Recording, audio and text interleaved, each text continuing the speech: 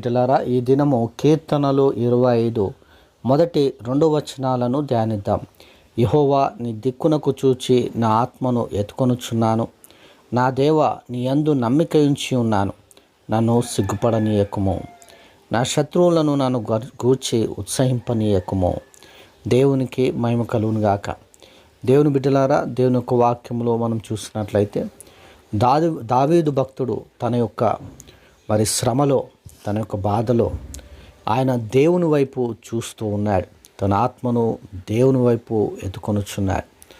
తాను దేవుని వైపు చూస్తూ, దేవుని దిక్కునకు చూస్తూ, దేవుని దగ్గర సహాయము కోరుకుంటూ ఉన్నాడు.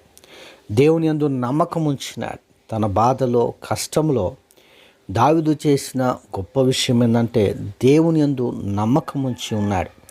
దేవుని బిడ్డలారా, అందుకే ఏమడుగుతుందంటే, దేవా, నీ యందు నమ్మకం ఉంచి ఉన్నాను కాబట్టి నన్ను సిగ్గుపడనీయకుము. నా శత్రువులు నన్ను గూర్చి ఉత్సహింపనీయకుము అని దేవుని సన్నిధిలో ప్రార్థిస్తూ ఉన్నాడు. నిజమే, చాలాసార్లు మన శత్రువులు మనల్ని హేళనగా చేస్తూ ఉంటారు. మనం చూసి అపహాస్యం చేస్తూ ఉంటారు. మనల్ని కృంగదీస్తూ ఉంటారు. అయితే దావీదు చేసినట్టు దేవుని యందు మనము చూడాలి. దేవుని వైపు మనం చూడాలి. మన ఆత్మను దేవుని వైపు ఎత్తుకోవాలి. దేవుని బిడ్డలారా, అంతేకాకుండా దేవుని యందు నమ్మకం ఉంచినట్లయితే దేవుడు గొప్ప కార్యము చేయును.